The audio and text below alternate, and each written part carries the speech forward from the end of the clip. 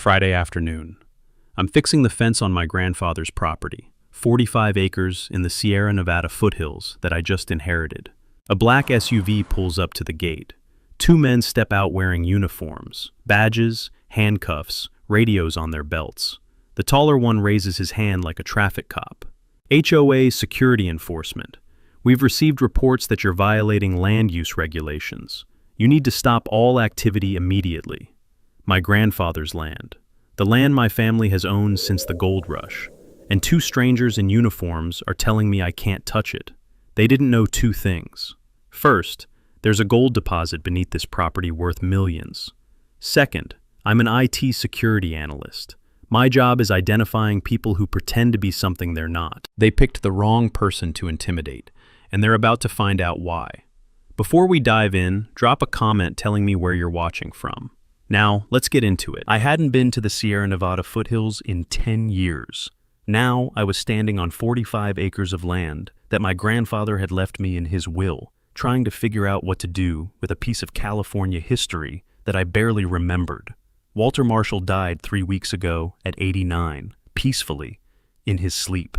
He'd lived alone on this property for the last decade, refusing every offer to move closer to family, refusing every developer who came knocking with checkbooks in hand, stubborn until the end. The drive from Sacramento took just under 2 hours, winding through gold country, past abandoned mining towns and modern wineries built on the bones of the gold rush. My plan was simple: spend a few weeks here, assess the property, and decide whether to keep it or sell it. I work in IT security. Assessing risk is what I do. But I had no idea that the biggest risk assessment of my life was about to walk up my driveway. The fence along the eastern boundary was falling apart. Posts rotted through, wire sagging, and sections collapsed entirely. My first day on the property, I decided to start there. Basic repairs, nothing complicated. I was pulling out a damaged post when I heard the engine. A black SUV, the kind that wants you to think it's official without actually being official, rolled up the gravel drive and stopped at the gate. Two men stepped out. Both wore dark uniforms, navy blue shirts, black tactical pants, utility belts heavy with equipment. The taller one, maybe early 50s, had a shaved head and carried himself like a former military.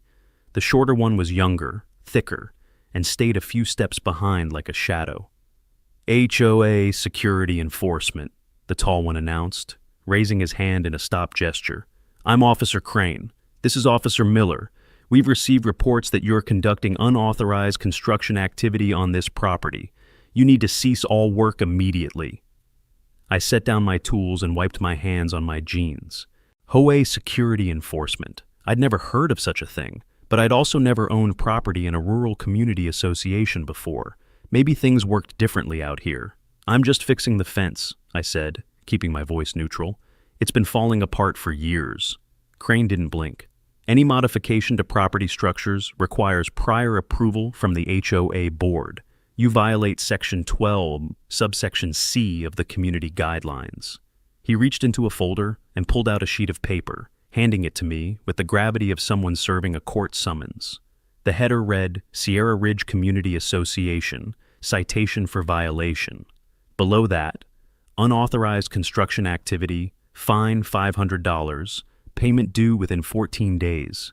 There was a signature at the bottom, already signed with an illegible scrawl. The paper felt wrong in my hands. Light, standard printer stock, no watermark, no texture.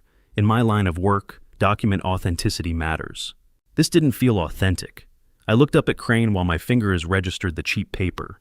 His uniform had no badge number, no name tag, just a generic patch on the shoulder that said Security Enforcement in blocky letters. Professional organizations don't skip badge numbers. It's a basic accountability measure. Red flag number 2. I'll need to review this with the HOA board, I said carefully. I wasn't aware of any restrictions on basic maintenance. Crane's smile was thin and cold. You're new here, Mr. Marshall. Your grandfather had the same attitude when he first started causing problems. Took him a while to understand how things work in this community. He paused, letting the words hang. We'd hate for you to make the same mistakes he did. Something shifted in my chest. Not fear, something sharper. What mistakes? I asked. Crane didn't answer. He just smiled that thin smile, tucked his folder under his arm, and turned back toward the SUV. Miller followed without a word. As they walked away, I noticed Crane's radio. It hadn't made a single sound since they arrived. No static, no dispatcher, nothing. In my experience, real officers have radios that actually work. They climbed into the vehicle and pulled away, gravel crunching under the tires, leaving me standing alone with a $500 fine for fixing a broken fence. I looked down at the citation in my hand. My grandfather had owned this land for over 40 years. He'd never mentioned any HOA problems, never mentioned security officers or citations or fines. And that comment about his mistakes, what the hell did that mean? I folded the citation and put it in my pocket. Then I pulled out my phone and photographed the SUV's license plate as it disappeared down the road. Document everything. Trust nothing. Verify before you believe. The same principles that made me good at my job were about to become the only thing standing between me and whatever these men were really after. 3 days passed without incident. I finished repairing the eastern fence, cleared some brush from the driveway, and started making a list of everything else the property needed. The citation sat on the kitchen counter, unpaid. Part of me wanted to dismiss it as overzealous HOA enforcement, but the cheap paper and missing badge numbers kept surfacing in my mind. I left the citation where I could see it. On the 4th morning, I found a new one taped to my front gate. I hadn't heard anyone approach. No engine, no footsteps, nothing. Just a white envelope stuck to the wood with clear packing tape, like someone had crept up in the middle of the night. Inside was another document, same format. Failure to maintain property standards, fine $750, payment due within 14 days, $750. For what? The fence I had just repaired, the brush I had cleared, the property looked better now than it had in years. I photographed the citation, the envelope, and the tape residue on the gate.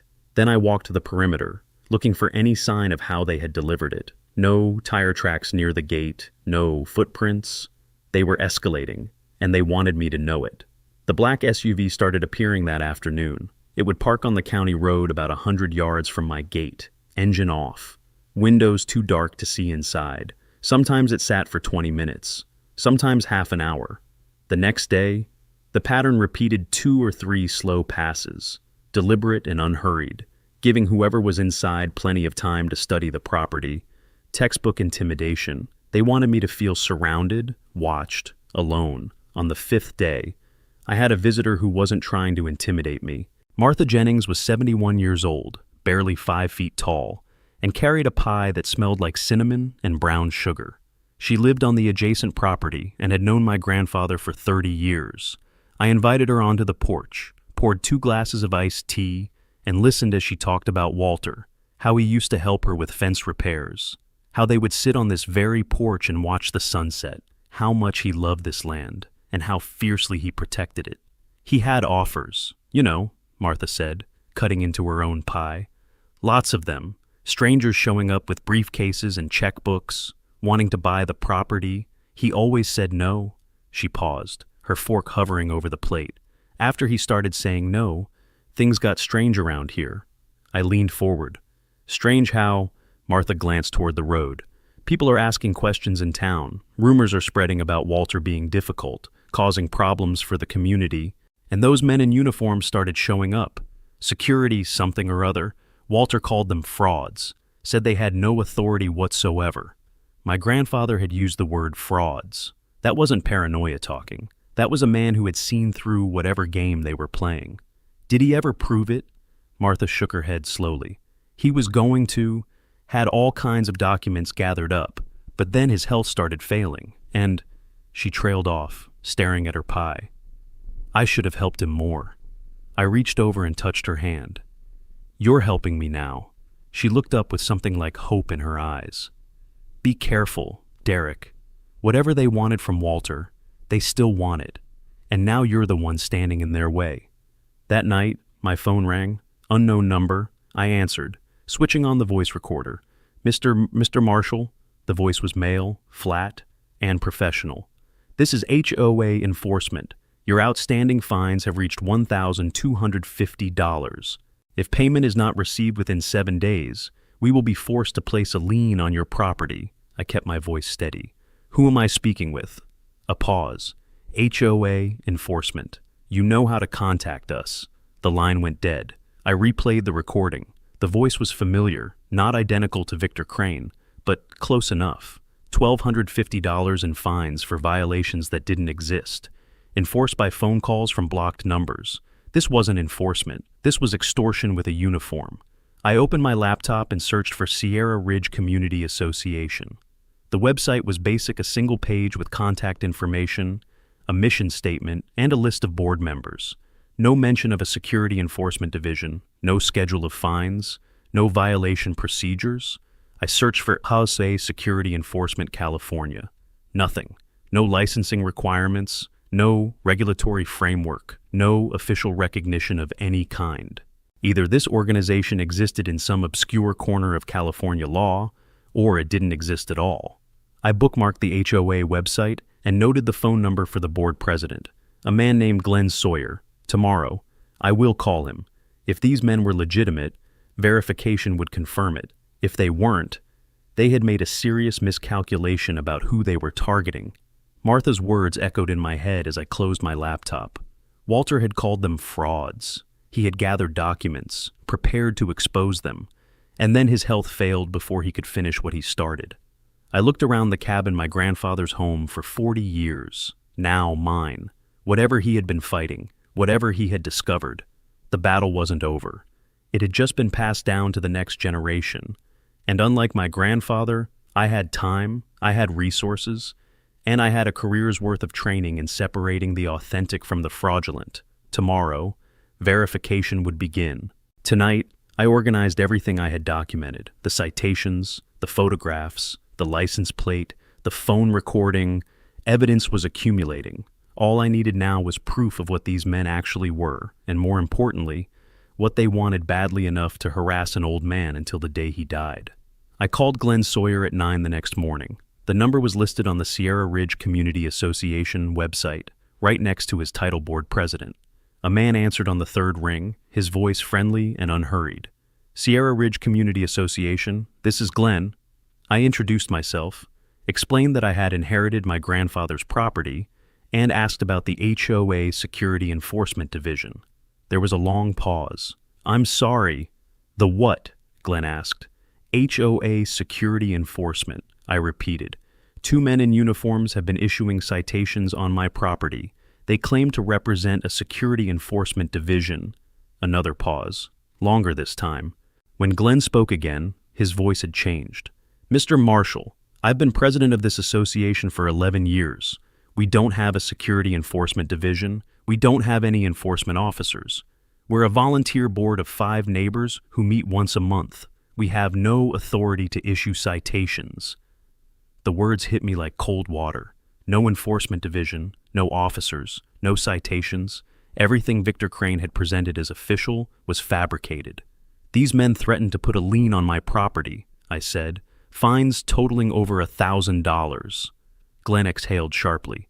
That's not possible. Only county code enforcement can do that, and they don't wear uniforms like what you're describing. Someone is impersonating authority. Mr. Marshall, that's a serious crime. I asked if he knew anything about the men. Glenn hesitated. There have been rumors. Strange people asking about land values, mineral rights. Your grandfather mentioned something similar to me about a year before he passed. I should have taken it more seriously. After hanging up, I let the confirmation settle. Not HOA enforcement, impersonators, frauds. Exactly like my grandfather had said, but knowing they were fake wasn't enough. I needed to understand what laws they had broken. I opened my laptop and searched the California Penal Code. 2 charges stood out immediately. Penal Code 538D, impersonating a peace officer with intent to deceive. If the impersonation involved exercising authority, issuing citations, demanding payment, threatening legal action, it became a felony. Up to 3 years in state prison. Penal Code 518 and 519, extortion, obtaining money through threats. The phone call demanding payment, the threat of liens, another felony. Up to 4 years. Add trespassing and the fake license plate I had documented. And these men were looking at serious prison time. The legal framework was clear. These weren't petty con artists, they were felons in progress. But one question remained: what was valuable enough about this property to justify this level of risk? I turned my research toward the land itself. My grandfather's 45 acres sat in the Sierra Nevada foothills, historic gold country since the 1840s. Most deposits had been exhausted generations ago, but recent advances in extraction technology had changed the economics. Companies were resurveying old mining regions. And according to a geological report buried in a county database, a survey conducted 3 years ago had identified significant mineral potential in my exact area. Gold. That was the answer. Someone knew there was gold beneath this land and wanted it badly enough to run a criminal operation. The pieces clicked into place. The offers my grandfather had refused, the security officers who appeared after he said no.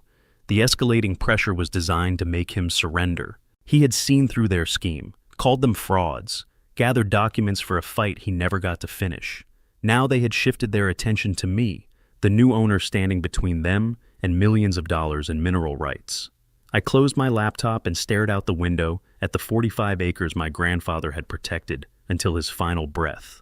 I understood now what I was dealing with, not HOA bullies, but criminals running a coordinated scheme to steal land through intimidation and forged authority.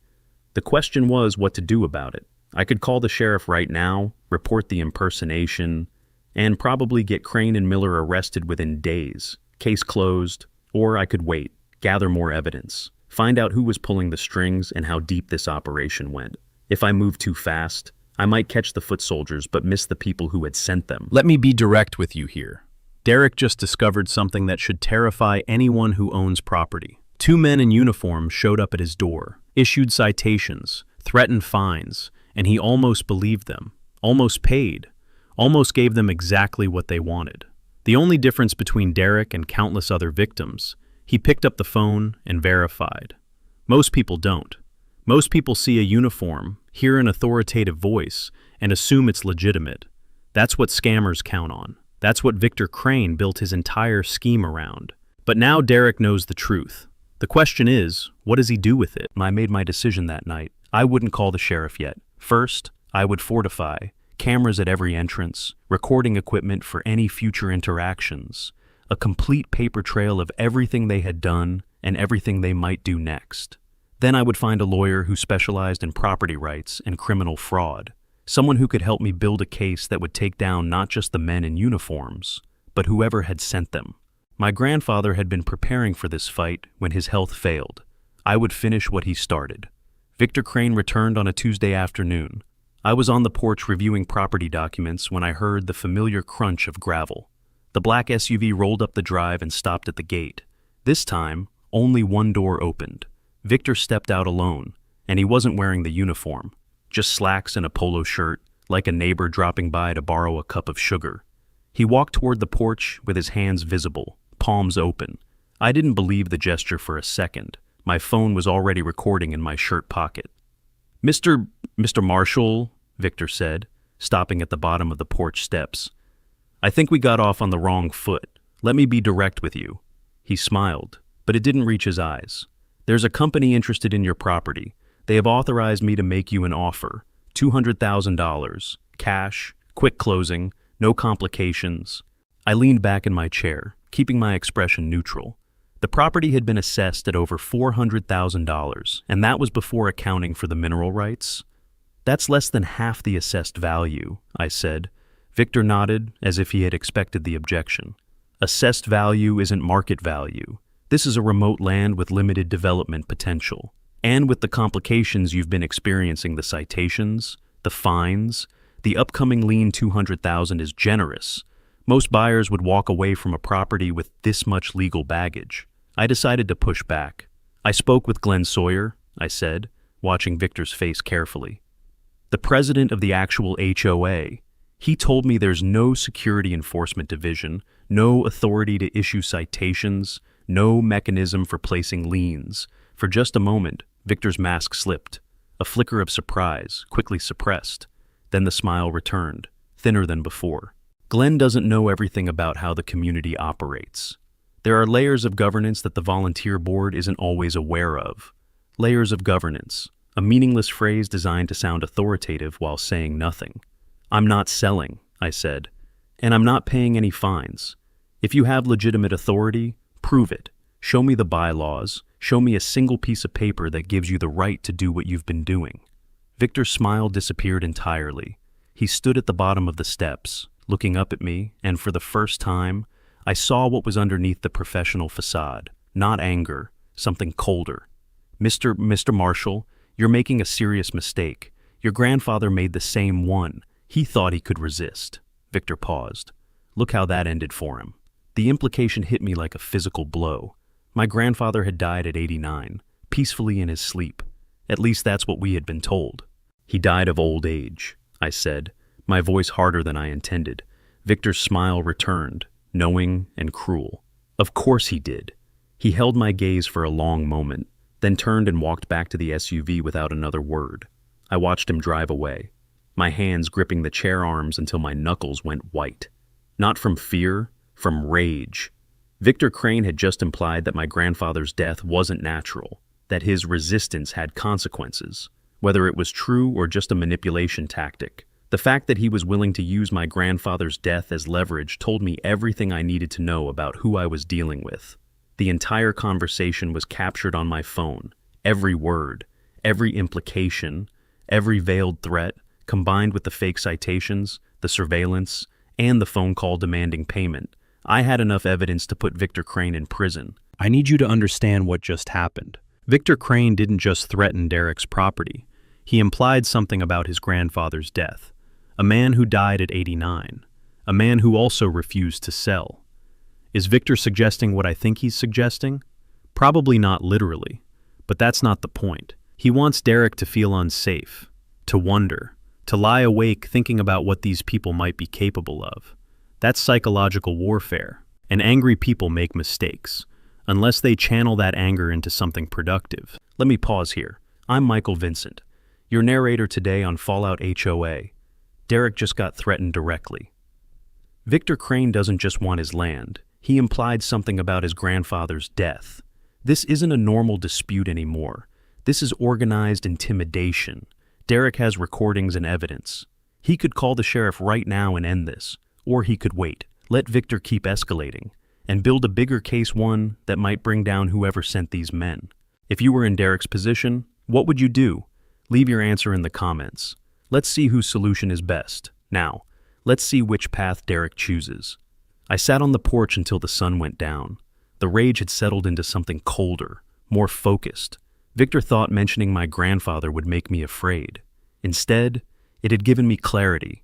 I wasn't just fighting to keep my property anymore. I was fighting to expose whatever these people had done to my grandfather, to other landowners, to anyone who had stood in their way. Tomorrow, I will contact a lawyer, someone who specializes in property rights and criminal fraud. My grandfather had gathered documents for a fight he never got to finish. I would make sure his work wasn't wasted. Marie Robinson's office was on the 3rd floor of a converted Victorian building in downtown Sacramento. I found her through a colleague who had used her services in a land dispute. She's relentless, he had told me, and she doesn't back down from people with deep pockets.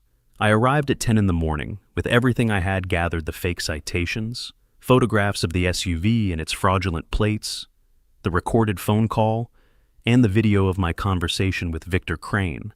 Marie was in her early 40s, with sharp eyes behind wire-rimmed glasses. She listened without interruption as I walked her through the timeline, occasionally making notes on a yellow legal pad. When I finished, she leaned back and studied me. You've done something most people in your situation never do. You documented everything instead of panicking. She tapped her pen against the pad. What you're describing is criminal impersonation and attempted extortion, clear felonies. But this evidence only proves Victor Crane is running a scam.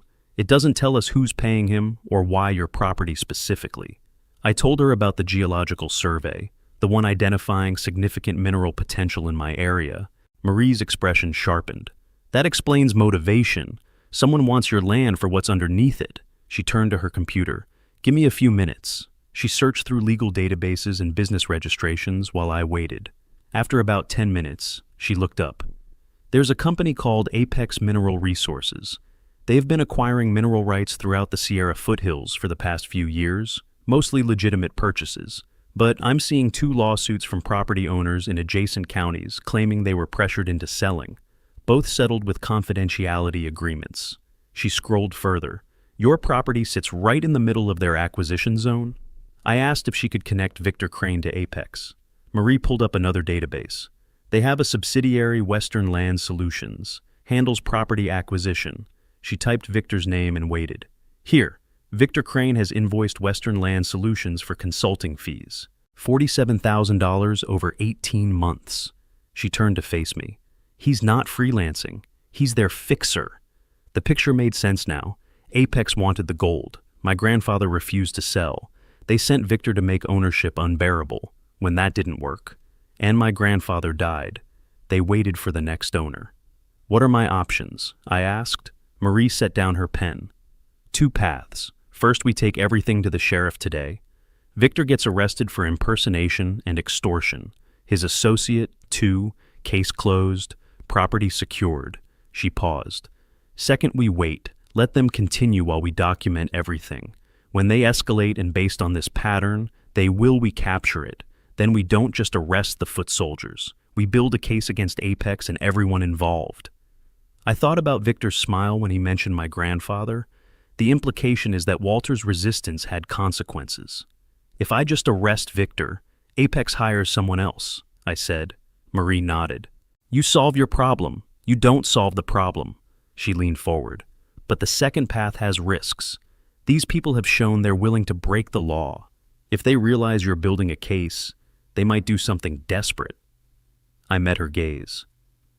I spent 10 years in IT security dealing with people who think they're smarter than everyone else. Victor Crane believes I'm just another scared landowner who will fold under pressure.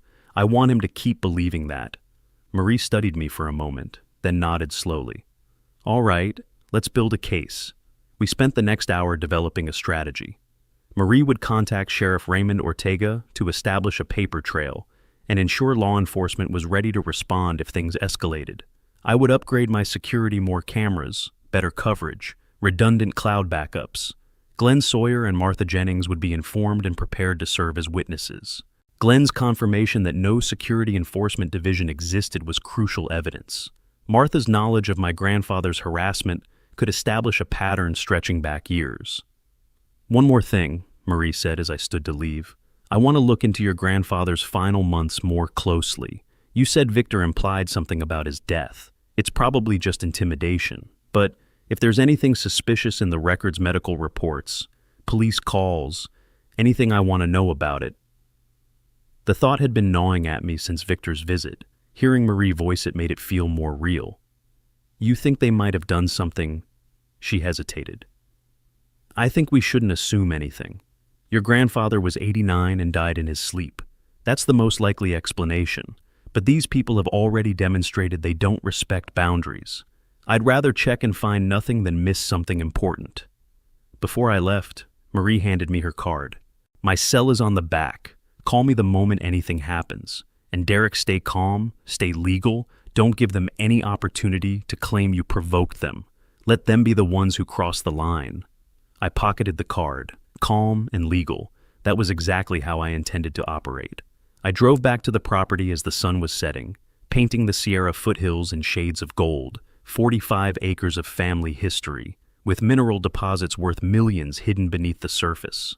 My grandfather had protected this land for over 40 years, refusing to surrender even when his health was failing. He had left behind documents records that Martha had mentioned evidence of the harassment he endured. Tomorrow, I will search the property more thoroughly, see what he had gathered. The new cameras arrived by delivery that evening. I spent 3 hours installing them at every entrance and angle, testing the feeds, and confirming the cloud backup was functioning. By midnight, the entire property was under surveillance. Nothing would happen here without being recorded from multiple perspectives. I stood on the porch in the darkness, looking out at the land my grandfather had fought to protect. Somewhere out there, Victor Crane was planning his next move, confident that I would eventually break the way he expected all his targets to break. He had no idea what was waiting for him. The trap was set, the witnesses were ready, the legal framework was in place. All I needed now was for Victor to walk through my gate one more time and give me exactly what I needed to destroy him. The certified letter went out on Monday morning. I drafted it with Marie's guidance, keeping the language formal and precise. No emotion, no accusations, just facts and boundaries. To whom it may concern at HOA Security Enforcement, I do not recognize the authority of your organization. All citations previously issued are hereby rejected as fraudulent. Any individual who enters my property without an explicit written invitation will be considered a trespasser and prosecuted to the fullest extent of California law. This letter serves as formal notice that all future contact must be conducted through my attorney, Marie Robinson. I included copies for the Mariposa County Sheriff's Office, Glenn Sawyer at the actual HOA, and Marie's files. The letter was sent to the P.O. box that appeared on Victor's fake citations. I didn't expect a written response, but I wanted a paper trail. I wanted proof that they had been warned, in writing, before whatever happened next. 2 days passed in silence. No SUV, no phone calls, no citations mysteriously appearing on my gate. For a moment, I wondered if the letter had worked, if Victor and his employers had decided I was more trouble than I was worth, and moved on to easier targets. But I knew better. People like Victor don't give up when they encounter resistance. They regroup, they recalibrate. They look for new angles of attack. The silence wasn't surrender, it was planned. On the third day, the black SUV returned. It rolled past my property around noon, slower than usual, and parked on the county road about 50 yards from my gate. Both Victor and Tony Miller stepped out, this time in full uniform again. They didn't approach my property line, they just stood there, on public land, staring at my house. Victor had a clipboard, Tony had his arms crossed. They wanted me to see them. They wanted me to know they were watching, that the certified letter hadn't scared them, that they could stand right there on public property, and there was nothing I could do about it. I was on the porch when they arrived. I stayed there, coffee in hand, watching them watch me. No reaction, no shouting, no walking down to confront them, just calm observation from a distance. After about 15 minutes, Victor said something to Tony that I couldn't hear. Then he raised his voice, loud enough to carry across the distance. "This property will be under lien within 48 hours. Mr. Marshall. After that, foreclosure proceedings. You've been warned." I took a sip of my coffee and didn't respond. Victor waited, clearly expecting some kind of reaction. When none came, something shifted in his posture. Frustration, maybe, or confusion. He wasn't used to targets who didn't engage. After another few minutes of standing there looking foolish, they got back in the SUV and drove away. I noted the time and checked my camera feeds. Everything had been recorded. Victor's threat, delivered from public property, was now documented evidence.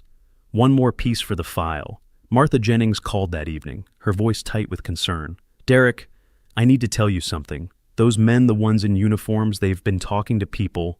I set down the sandwich I was making and gave her my full attention. "Talking to who?" Martha hesitated. "Some of the neighbors, the Hendersons down the road, the Castillo family near the creek. They're telling people you're a problem owner, that you're under investigation for environmental violations, that you might be contaminating the groundwater." I felt my jaw tighten. Environmental violations, groundwater contamination, completely fabricated accusations designed to turn the community against me. "Did anyone believe them?" Martha sighed. "Some people are worried. The Hendersons have a well. If they think their water might be contaminated..." She trailed off. I understood. Fear was a powerful motivator. Victor wasn't just trying to pressure me directly anymore. He was trying to isolate me, to make me a pariah in my own community, to create social pressure that would accomplish what his fake citations couldn't. I thanked Martha for the warning and called Marie immediately. She listened without interruption, then exhaled slowly. "Defamation. They're adding defamation to the list of charges." She paused. "This is actually good news. In a twisted way, every lie they tell is another count against them. Every neighbor they mislead is another potential witness. They're building our case for us." I asked what I should do. "Nothing yet," Marie said. "Document everything Martha told you. If other neighbors contact you with concerns, note their names and what they were told, but don't confront Victor about it. Don't try to counter his narrative directly. Let him keep digging his own grave. I hung up and wrote down everything Martha had said, including the names of the neighbors Victor had approached.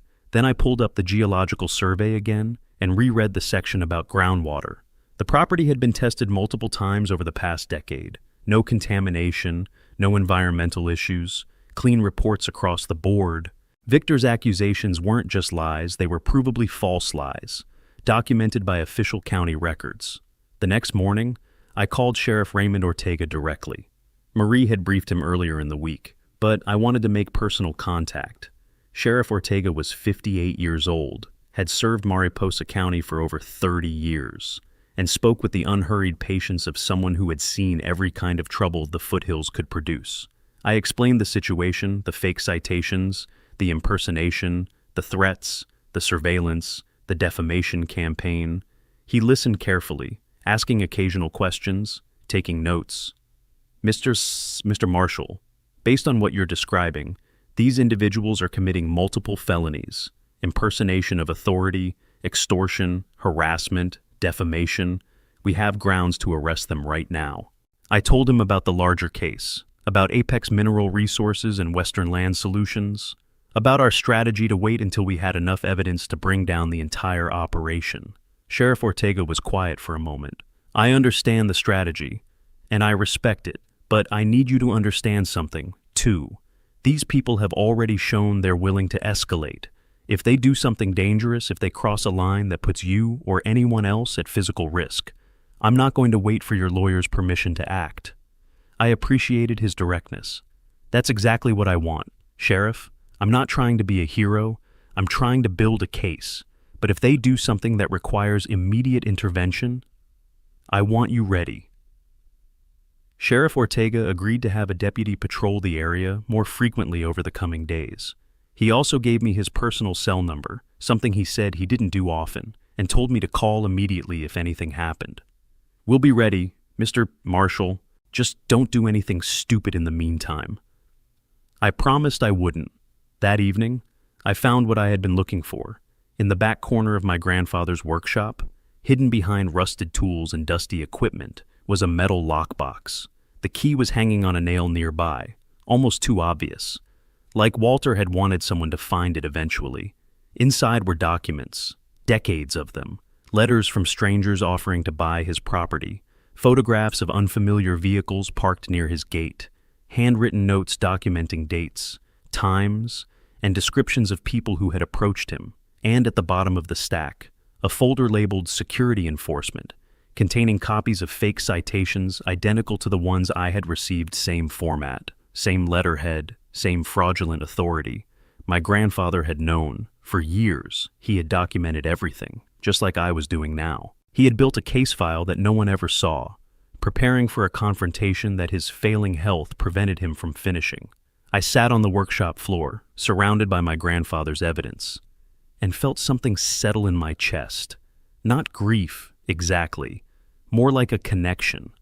Walter Marshall had been fighting this battle alone for years, and he had never stopped. Even at the end, even when his body was failing, he had kept documenting, kept preparing, kept refusing to surrender. Now his fight was my fight. His evidence was my evidence. And together across the gap between the living and the dead, we were going to finish what he started. If you're still watching, I want you to appreciate what Derek has done here. He didn't call the cops in a panic. He didn't confront Victor with a shotgun. He didn't post angry rants online. He did something far more dangerous to scammers than any of those things. He prepared. Cameras in place, sheriff on standby, attorney briefed, certified letter establishing boundaries. His grandfather's evidence was recovered, everything documented, everything legal. Victor Crane thinks he's dealing with another scared landowner. He has no idea he's walking into a trap built entirely out of patience and paperwork.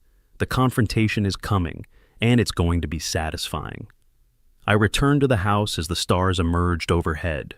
Tomorrow, Victor would probably try something new. Another threat, another lie, another attempt to break my resolve. But I was ready. The cameras were watching. The sheriff was waiting. Marie had the legal framework prepared. And now I had my grandfather's evidence to add to my own. 45 acres of family history, gold beneath the surface, and 2 generations of documentation proving that the men trying to steal it were criminals. All I needed now was for Victor Crane to make one more mistake. Based on everything I had seen, I wouldn't have to wait long. They came on a Sunday morning. I was on the porch with my coffee when 3 vehicles appeared on the county road, the familiar black SUV, a white pickup truck I hadn't seen before, and a silver sedan bringing up the rear. They pulled up to my gate in formation, like a small convoy. Victor Crane stepped out of the SUV in full uniform, clipboard in hand. Tony Miller emerged from the passenger side, arms crossed, playing his usual role as silent muscle. And from the white pickup came a third man I didn't recognize, mid-30s. Nervous energy, wearing the same fake uniform as the others. 3 of them now. They had brought reinforcements for whatever they were planning. I set down my coffee and checked my phone. The cameras were recording. The cloud backup was active. Everything that happened in the next few minutes would be documented from 4 different angles. I had already sent a text to Sheriff Ortega. "They're here, 3 of them, entering property now." His response came within seconds. "Deputy en route, ETA 8 minutes. Do not engage physically." I pocketed the phone and waited. Victor pushed open the gate and walked onto my property without hesitation. Tony and the third man followed. They crossed the boundary line I had established in my certified letter, the line they had been explicitly warned not to cross. Trespassing, criminal trespassing, captured on camera, with 3 witnesses to their own crime. Victor stopped about 20 feet from the porch, his expression smug and confident. "Mr. Marshall, we're here to execute a lien on this property. You have 5 minutes to gather your personal belongings before we secure the premises." He held up a sheet of paper like it was a royal decree. "This is a court order authorizing seizure of assets to satisfy outstanding debts to the Sierra Ridge Community Association." I didn't move from my chair. "What court issued that order?" Victor's smile flickered, just slightly. "That's confidential information." I shook my head slowly. "Court orders aren't confidential, they're public record. What's the case number?" Victor glanced at Tony, then back at me. "You're wasting time. Mr. Marshall, 5 minutes." I pulled out my phone and began recording openly, holding it up so they could see. "I'm documenting this interaction. You have entered my property after receiving written notice that you are not welcome here. You are claiming to have a court order, but refusing to identify the issuing court or case number. I'm asking you one more time to leave my property immediately." Victor's expression hardened. "Put the phone down, Mr. Marshall. You're interfering with official enforcement action." Behind him, I saw movement on the road. Martha Jennings was walking toward the gate, her own phone raised. A moment later, Glenn Sawyer's pickup pulled up behind the convoy of fake enforcement vehicles. He stepped out, saw what was happening, and immediately started recording as well. The third man, the one I didn't recognize, looked around nervously, clearly not expecting an audience. "Victor," he said quietly, "maybe we should—" Victor cut him off with a sharp gesture. "We're executing a legal order. These people have no authority to interfere." Glenn Sawyer's voice carried across the yard. "I'm Glenn Sawyer, president of the Sierra Ridge Community Association. These men do not represent our organization. We have no security enforcement division. We have no authority to issue liens or court orders. Whatever they're doing here is fraudulent." Victor turned to face Glenn, his composure cracking visibly. "This is a separate enforcement body. You don't have oversight of our operations." Glenn laughed, a sharp sound without humor. "There is no separate enforcement body. I've been president of this HOA for 11 years. You're con artists, and you're trespassing on this man's property." The sound of sirens cut through the morning air. A sheriff's cruiser appeared on the county road, lights flashing, followed closely by a second vehicle. Sheriff Raymond Ortega stepped out of the first car, his deputy from the second. They walked toward the gate with the unhurried confidence of men who had authority, real authority, not the kind you print on fake uniforms. "What's going on here?" Sheriff Ortega asked, his voice calm but commanding. I spoke first. "These 3 men entered my property without permission after receiving written notice that they were not welcome. They claimed to have a court order authorizing seizure of my assets, but they refused to identify the issuing court or provide a case number." Sheriff Ortega turned to Victor. "Let me see that court order." Victor hesitated, then handed over the paper. The sheriff studied it for a long moment. his expression unreadable. Then he looked up. "This document has no court seal, no case number, no judge's signature, and no filing stamp. It's not a court order. It's a piece of paper you printed at home." The third man, the nervous one, took a step backward. "I didn't know," he said quickly. "Victor told me this was legitimate. I didn't know it was fake." Tony Miller said nothing, but his arms had uncrossed, his posture shifting from intimidation to uncertainty. Victor's face had gone pale. "Sheriff, this is a misunderstanding. We're private security consultants acting on behalf of..." Sheriff Ortega cut him off. "Victor Crane, you're under arrest for criminal impersonation of authority, trespassing, and attempted extortion. You have the right to remain silent. Anything you say can and will be used against you in a court of law." He nodded to his deputy, who moved forward with handcuffs. Tony Miller was next. He didn't resist, just stood there looking stunned as the cuffs clicked around his wrists. The third man, who I would later learn was named James Ward, started talking before the deputy even reached him. "I'll cooperate. I'll tell you everything. Victor recruited me 3 weeks ago. He said it was legitimate security work. I didn't know about the fraud, I swear." Martha Jennings had tears in her eyes as she watched the 3 men being led to the patrol cars. "Walter would have loved to see this," she said quietly. "He fought them for so long." Glenn Sawyer shook my hand firmly. "I'm going to send a notice to every property owner in our association. Let them know what these people were doing and that they've been arrested." I thanked him, but my attention was on Victor Crane. He was standing by the patrol car, hands cuffed behind his back, waiting to be loaded into the back seat. For just a moment, our eyes met. The smugness was gone. The confidence was gone. All that remained was the hollow stare of a man who had finally encountered a target he couldn't intimidate. Sheriff Ortega approached me as his deputy secured the prisoners. "Mr. Marshall, we'll need you to come to the station later today to give a formal statement. Your attorney has already provided us with extensive documentation, but we'll need your testimony on the record." I nodded. "I'll be there." The sheriff paused, studying my face. "You handled this well. A lot of people would have lost their temper, done something that complicated the case. You stayed calm. You let them hang themselves." I looked at the patrol cars, at the 3 men who had spent weeks trying to steal my grandfather's land. "I had good teachers," I said. "My grandfather, my lawyer, and 10 years of watching people who thought that they were smarter than everyone else make exactly this kind of mistake." The trial took place 3 months later in a Mariposa County courtroom. I sat in the gallery every day, watching the case I had helped build unfold before a judge and jury. The prosecution presented everything: the fake citations, the recorded conversations, the fraudulent court order, the defamation campaign against other landowners, and me. They presented my grandfather's documentation too, decades of evidence that Walter Marshall had gathered alone, waiting for someone to finish what he started. The defense tried to argue that Victor Crane was merely a security consultant who had overstepped his authority. The jury didn't buy it. They deliberated for less than 4 hours. Victor Crane was found guilty on all counts: criminal impersonation of authority, attempted extortion, trespassing, conspiracy to commit fraud. The judge sentenced him to 4 years in state prison and ordered $50,000 in restitution to be divided among his victims. When the verdict was read, Victor's expression didn't change. He just stared straight ahead, empty, like a man who had finally run out of angles to play. Tony Miller received a year's suspension, with 3 years of probation and mandatory community service.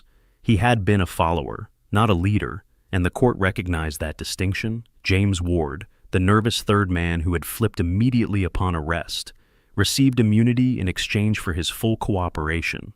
His testimony had been crucial in connecting Victor to the larger operation, but Victor and his associates were only the beginning. James Ward's cooperation led investigators to Western Land Solutions, the subsidiary that had employed Victor as a consultant. From there, the trail led to Apex Mineral Resources. Federal investigators discovered that Apex had used similar tactics against at least 5 other property owners in the Sierra foothills over the past 3 years.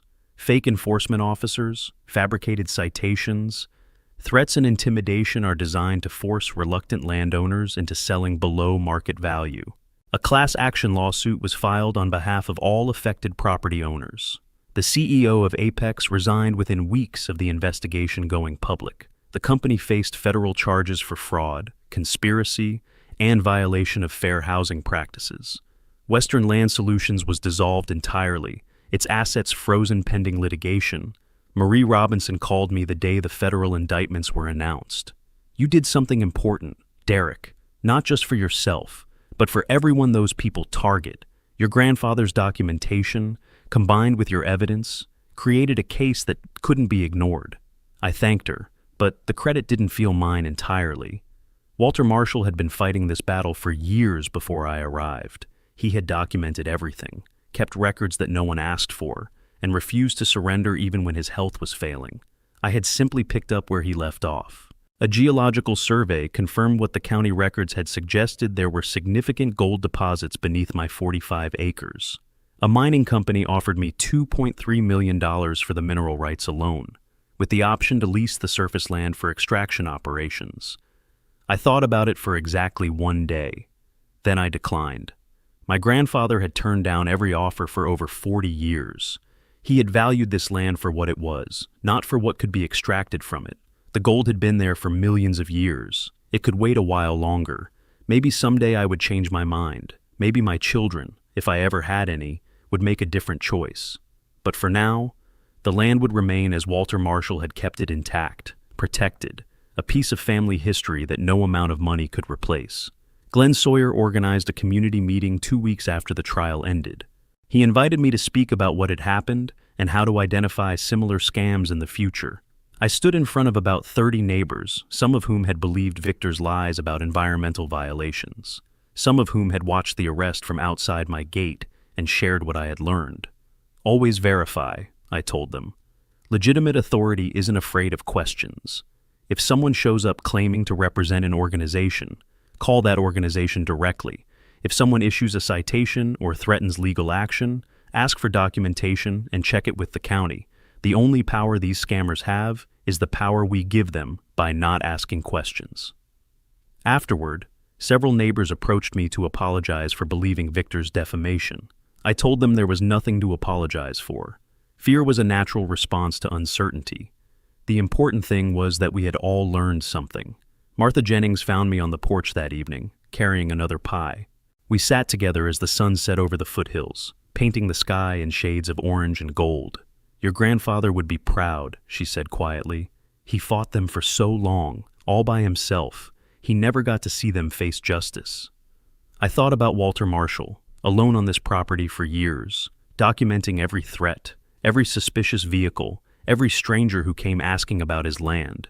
He had known what he was up against. He had prepared for a battle he never got to fight. "He saw it," I said, "through his records, through everything he left behind. He was there in that courtroom, even if no one else could see him." I called my mother that night and told her I was staying. The property was mine now, and I intended to keep it. I would build a small cabin near the original house, update the infrastructure, and make it a place where the family could gather. My grandfather had protected this land for 4 decades. I would protect it for the next 4. The gold beneath my feet could stay where it was. The real value was in what grew above it: the oak trees, the wildflowers, the quiet mornings on the porch with coffee and birdsong. That was what Walter Marshall had understood. That was what Victor Crane and Apex Mineral Resources would never comprehend. Some things weren't for sale. Some things were worth more than the numbers on an offer sheet. And some battles were worth fighting, even when you didn't live to see the end.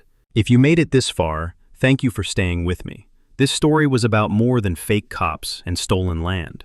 It was about what happens when ordinary people refuse to be intimidated by those who abuse authority. Victor Crane thought a uniform and a confident voice would be enough to steal what didn't belong to him. He forgot that real authority can be verified, and when you ask questions, frauds reveal themselves. Document everything, verify everything, know your rights, and never let anyone convince you that asking questions makes you the problem. If you enjoyed this story, subscribe for more, and leave a comment. Have you ever encountered someone pretending to have authority they didn't actually possess? What did you do?